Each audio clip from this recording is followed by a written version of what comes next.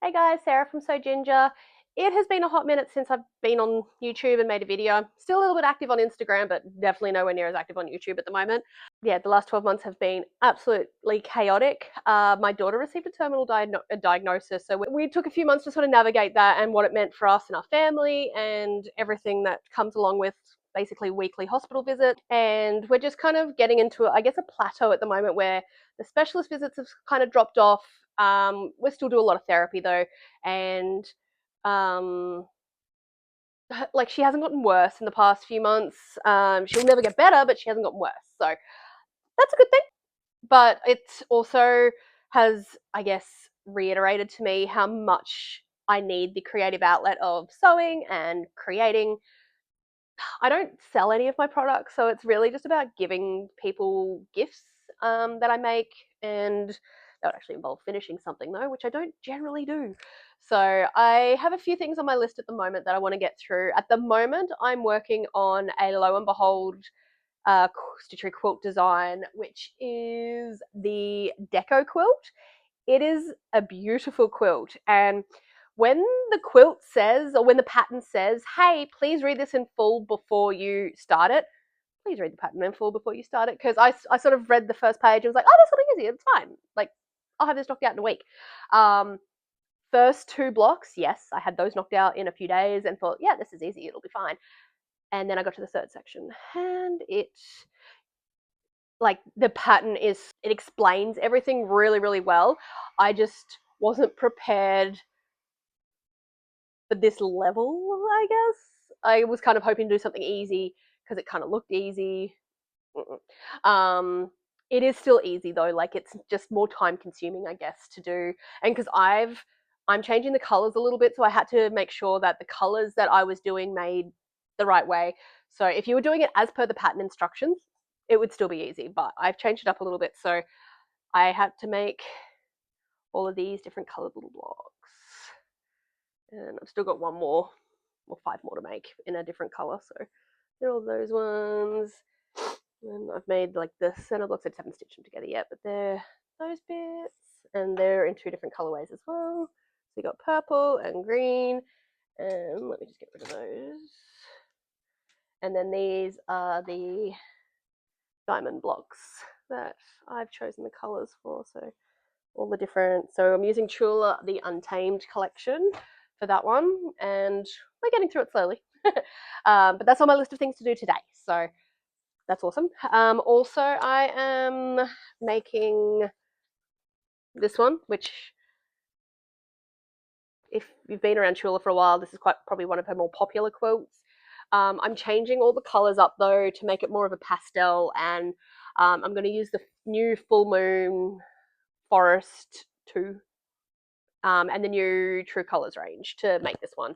So it's for a gift for someone that has done something very near and dear for my daughter recently. So I'm going to change it up. It'll still be rainbow, but just change up the colors to be a bit more pastel-y. And then I'm going to ship it in.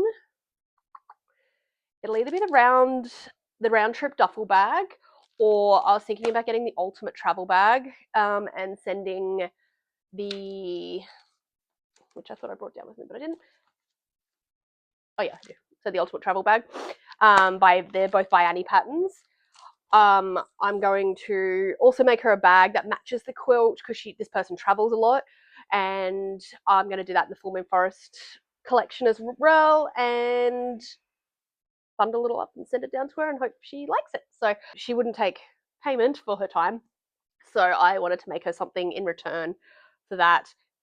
If she doesn't like it and she wants to donate it to someone else, I'm completely fine with that. But yeah, so what else has happened?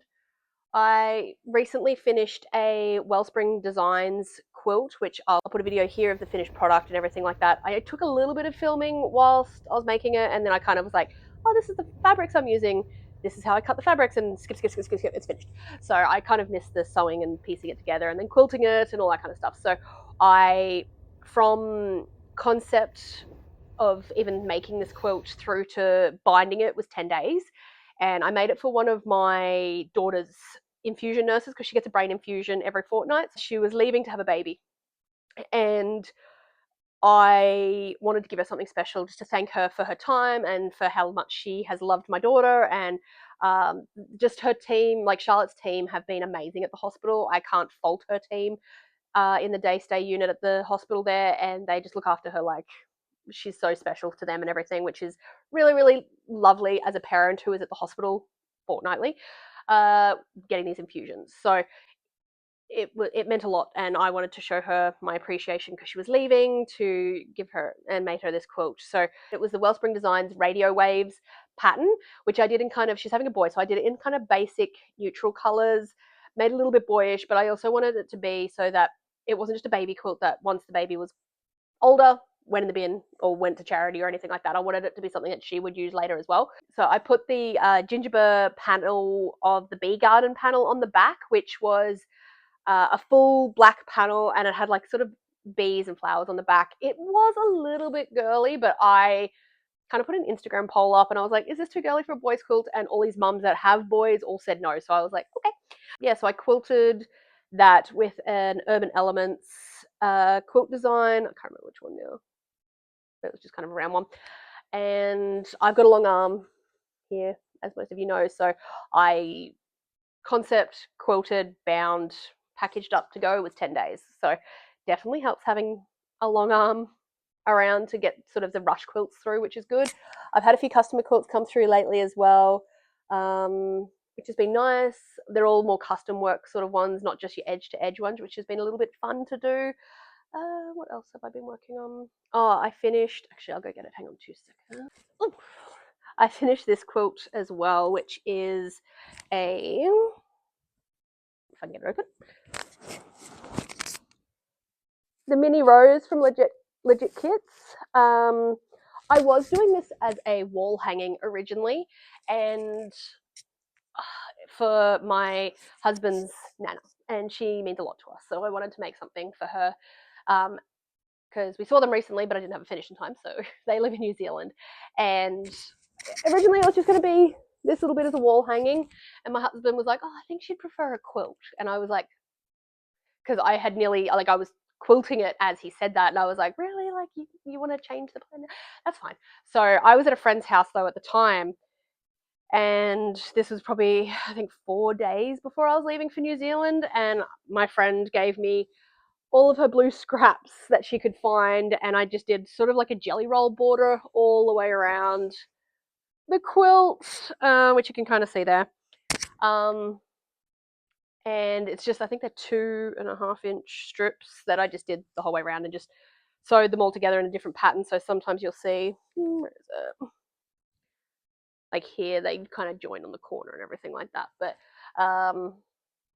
then I quilted it and I squared it up, and it was the day before we left for New Zealand, and I'm trying to pack for 3 kids, and Charlotte literally had 2 of her own suitcases with all of her medical bits and pieces that we needed in there. So I didn't get around to binding it in time. So that's on my list to do, hopefully in the next few days. It'll be like, I'm going to give myself to the end of May to get this one. I just got to get it bound. That's literally all I have to do. It's quilted, it's squared, it just needs to be bound and send it off to New Zealand. So I personally, I don't like giving people quilts in person because I don't like their reaction when they are like, I don't know.